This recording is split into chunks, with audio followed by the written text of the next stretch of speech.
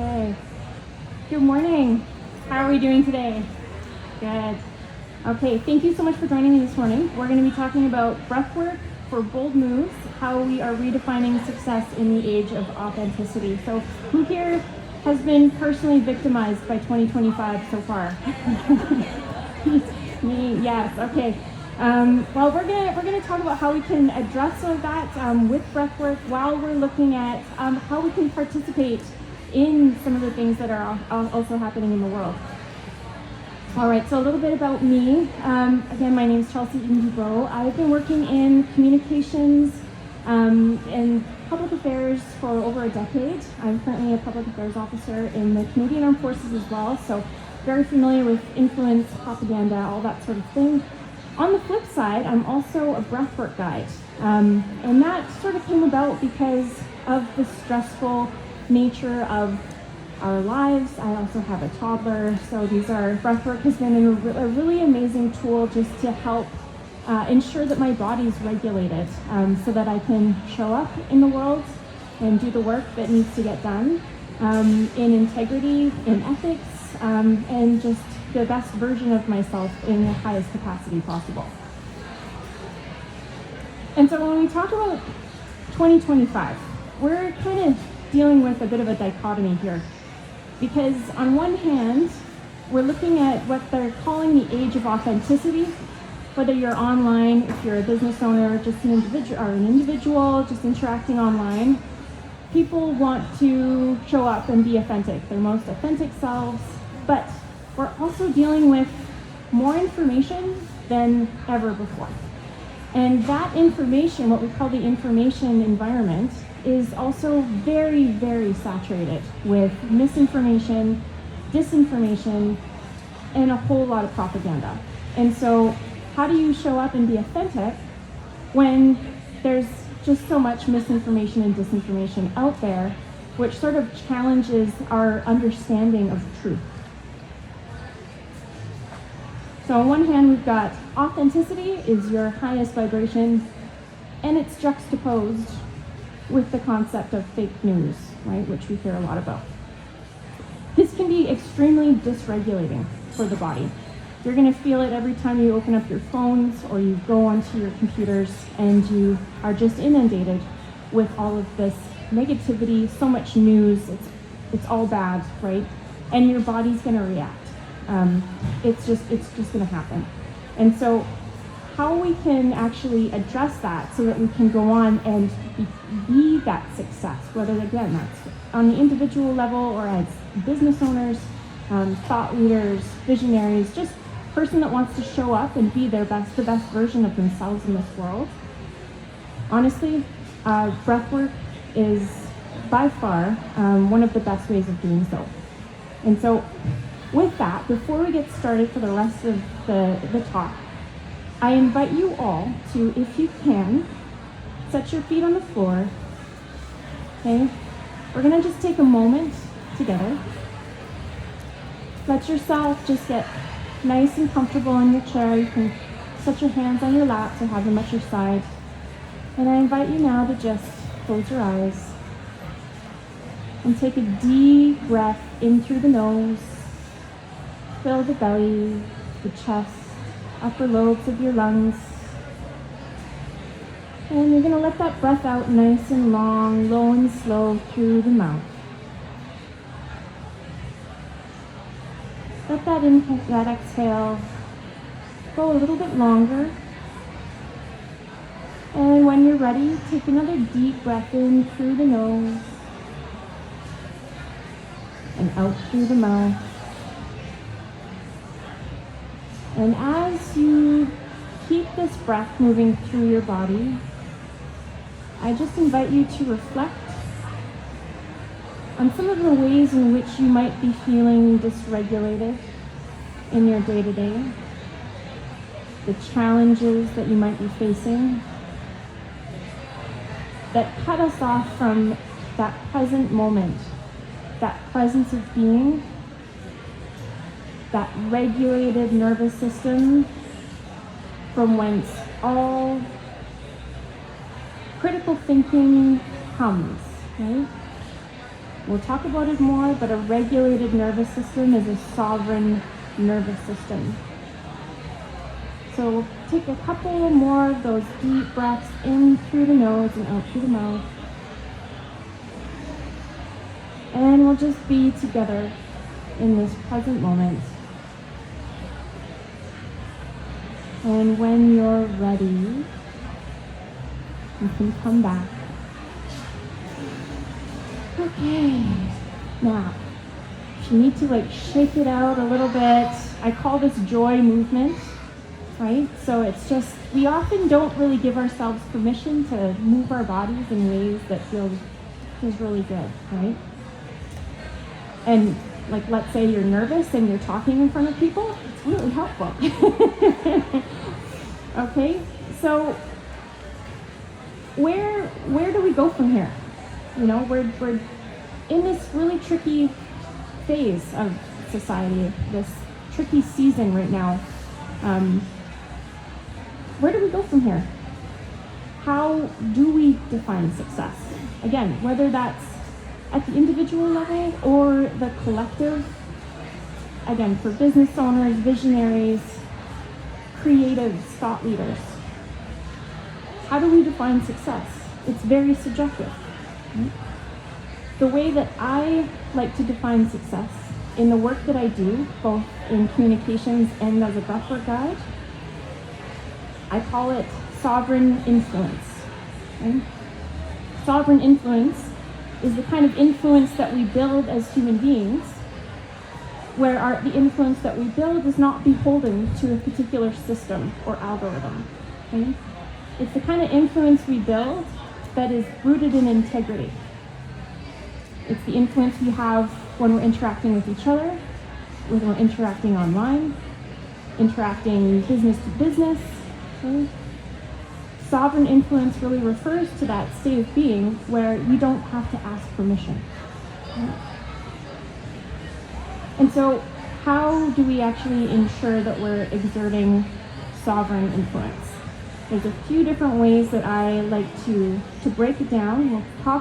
We'll start with artificial influence. Again, this is where we get into the habit of chasing visibility. Now, we see this online a lot. We have kind of an attention economy. That's really what social media has become. It's very performative. It's based on algorithmic virality, okay? So things that get spread very quickly tend to be very superficial, surface level. It's a lot of fear-based marketing. Who here is really sick of having ads pop up all the time? Yeah.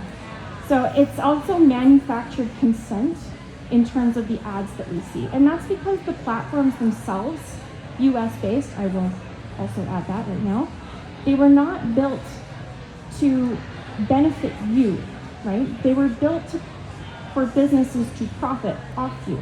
That's the reality. And because of this, it creates a lot of creator burnout. I see this with colleagues. We see this kind of everywhere you are. If you're doing business online, you're expected to do it on social media, and it's exhausting. It's stressful, and it can have very little reward. It can also be very manipulative as well. I'm sure we've all seen ads that are they just don't feel good, right? And we see that more often than not. And the other thing that I like to talk about is propaganda participation. And this is where we unknowingly spread propaganda that is harmful because we're reacting emotionally to it. Sovereign influence is the opposite. So it's inevitability, meaning you're going to be found. You don't have to do that push-pull marketing. It's you're credible, you're showing up in integrity. It's about resonance, right? You are able to be found by those who truly are looking for you. So that really kind of turns it on its head. Ethical communication, and of course, anchoring our nervous systems. So we'll start with resonance. Again, so this is the concept of you're attracting individuals that share your likes, your ideas. If you're a business, they are looking for what you have. You're being found. So I like to call this the breadcrumb effect. So this is also where you can leave seeds everywhere, right? And so for business owners, this is really helpful. If you don't want to show up on social media 24 hours a day, you can leave breadcrumbs strategically. And this is where what I mean when I say strategic platform selection. So choosing platforms that are really based on search, like search SEO, things like Pinterest, where it's not just you're on a content creation hamster wheel the whole time. Trust is a really big part of sovereign influence as well, because this is where we're looking for credibility. We're showing up with a point of view, right? So you are inherently known because you are taking a position, taking a stand, one that, when it's rooted in ethics, is able to actually make a big difference for those who are looking for what you have to offer. And proof is another aspect of that too. So who are you? What do you stand for? What have you already done? And if you are, say, a new business and you don't really have case studies, this can be mitigated by talking about your expertise, right? How you've shown up in the world in your current job or milieu. So ethics. This is something that is just not talked about enough when it comes to communications and marketing. There are really good folks out there talking about it, but it needs to be part of the conversation even more. So this is where, when it comes to strategic communications, we aim to stay informed. I know that the news is negative. I know that it is hard to watch it. But now more than ever before, we need people to stay informed so that they can think critically and use their voice in a way that matters, right?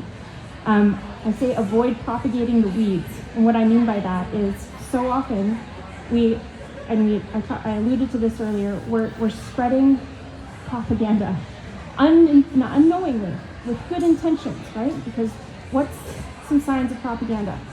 You're gonna react emotionally. So anytime you see content where you're either mad or you're extremely happy, ask yourself, okay, what's actually really going on here? Start to ask yourself those questions. And asking yourself those questions also will help you, again, think critically and creatively about what it is that you're seeing, where it came from, and then hopefully prompt you to do a little bit more research just to check the veracity of the content. And this, self-regulation, very important. This, for me, is a process that sort of, when I consider propaganda and how we can discern it from verifiable sources, it's breathwork. It's constantly breathwork, because you're checking in, you're breathing, and you're seeing how your body is reacting to a message. That's very important. So just breathe. This will help you stay clear, calm, and collected, even amidst the chaos, right?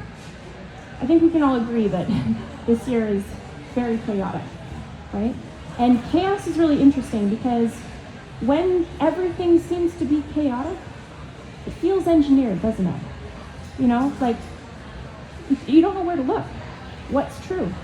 And anytime the truth seems to be hidden from view, that should also prompt the question, okay, well,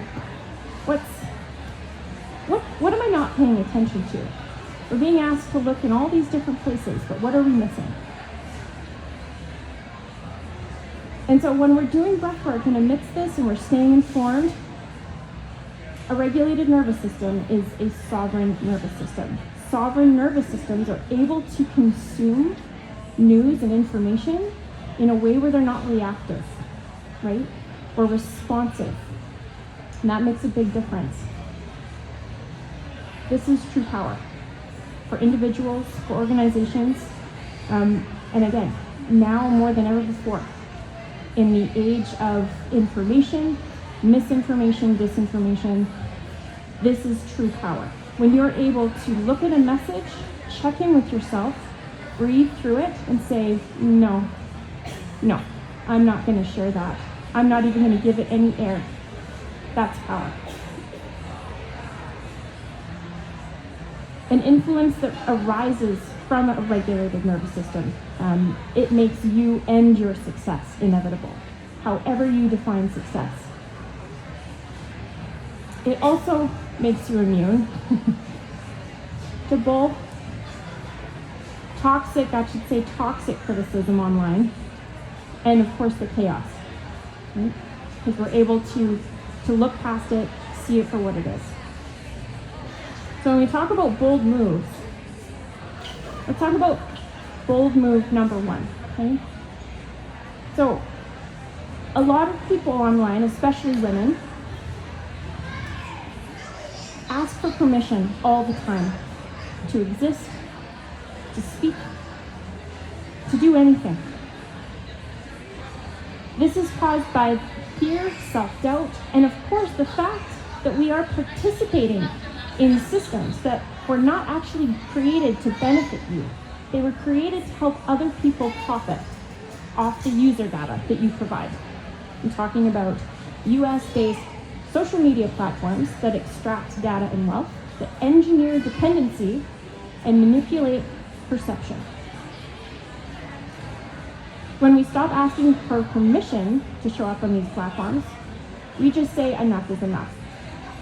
And you go to where you need to go in order to be the most regulated version of yourself and show up online in a way that makes sense for you. Okay?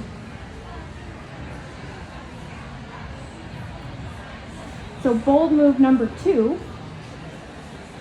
show up. Show up where it matters. I always like to say, don't just take a seat at the table, sit at your own table. So this is relevant for, I think, all women everywhere. On International Women's Day especially. We used to feel so lucky just to be invited into the room, to the table. I work in a very male-dominated field, industry, defense, military. And for a long time, I was just happy to be there. And I didn't use my voice where it was necessary. You learn the hard way over time how not to ask permission, that you get to show up. You have things of value to provide, and that voice needs to be heard. Okay? But you have to regulate yourself, because so often we can run into people who actually don't think that you do deserve to be there. Right? And that can be really jarring when you encounter it in the wild, whether it's a boardroom or out on the street. Okay? So bold move number 3, speak the truth. There are a lot of people speaking right now who probably need to go sit in the corner. Okay? So when we talk about speaking your truth, I'm talking about your perception, and if you integrated the different aspects of sovereign influence, you're showing up from a place of integrity, of resonance, and you're using your voice in a way that matters now more than ever. We all need to show up and do this work. It's not easy, and it's not fair. Right? We all find ourselves in this place now where everything is chaotic. We don't know where to look. We can't figure out what's true or what's not. We have to breathe, take a moment, ask ourselves what's actually going on, right? Look at the message, check in with ourselves, and keep that cycle going. And say no, enough is enough. Speak your truth.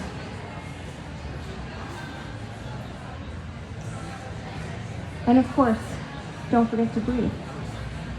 Should we do another quick little breathwork session? Yeah? Okay. I invite you once again, put down that delicious looking coffee and get your feet settled nice and comfy on the floor. Maybe just roll your shoulders back if that feels good. I know we've just taken in a lot. Okay. And close your eyes. And I invite you now to just take another deep breath in through the nose. Fill the belly, the chest, the upper lobes of the lungs. And let that breath out through the mouth, low and slow. And we'll just keep that breath moving through your body. And as you breathe, I invite you to just reflect on some of the themes that we spoke about and just check in with your body and ask what it's asking you to pay attention to right now. And keep that breath moving through your body.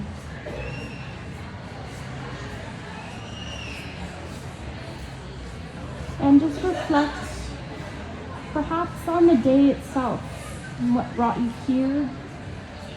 You're exactly where you need to be. What brought you here today. And your intention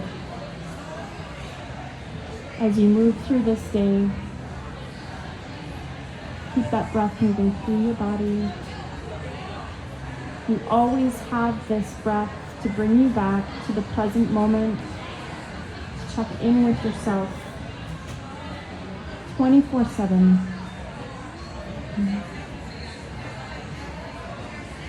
And take another deep breath in through the nose. And we say thank you so much for all of the amazing leaders, women of power, of science, of art, on whose shoulders we stand,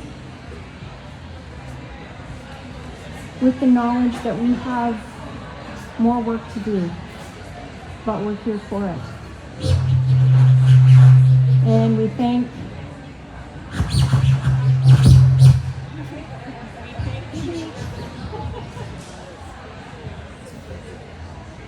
for each other in this moment. Okay.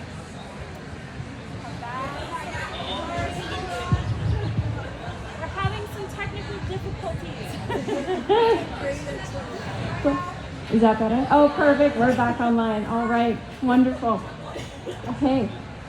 Well, that brings us to a Q&A session. Does anyone have any questions about any of the content that we've covered so far? Any insights, concerns,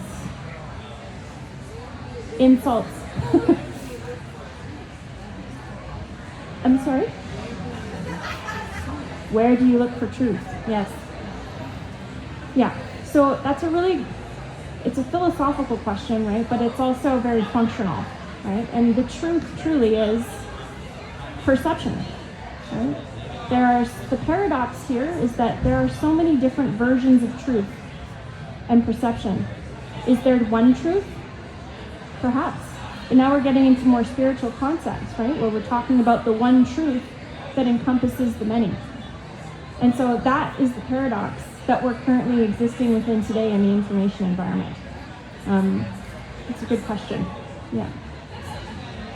When it comes to the truth, your truth, I think is extremely important, and we can get in touch with that when we're actually being present and breathing into our hearts and doing that on a daily basis.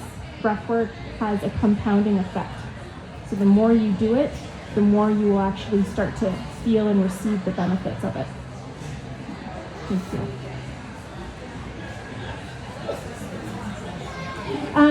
I infrequently, I have taught classes at Funky Town in Brentwood Bay, which I love, but I also do have breathwork audios that are available online. In fact, we're going to get to another slide, but there is a QR code that will take you to a free breathwork download. I'll just put it up actually right now. So yes and no is my answer there. Yeah.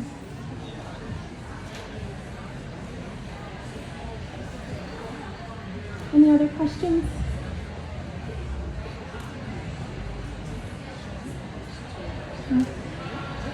Okay, well, I will give you a few more minutes with the slide.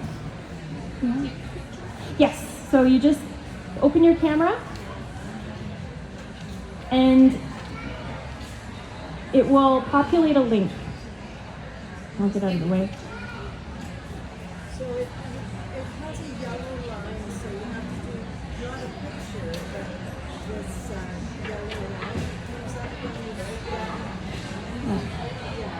When you're looking at this. And if we're not liking the QR code, I can also give you my email and I can email it to you.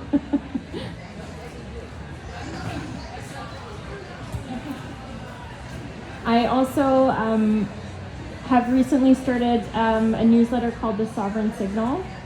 Oh, yours works? Perfect. Yeah. And so that's sort of it's a weekly newsletter that basically talks about a lot of these things, the intersection of ethical, strategic communications, sovereign influence, and also recognizing these problematic content when we see them, the propaganda and that sort of thing. I see really high-level coaches and individuals that they propagate the weeds with good intentions, but in a way that's actually not ethical and can be quite harmful, right? So in that newsletter, that's where I also address a lot of this stuff as well. So, yeah. Any other questions? Oh, we're good? I think it's prize time. Okay, prize time. Awesome. There are 2 prizes.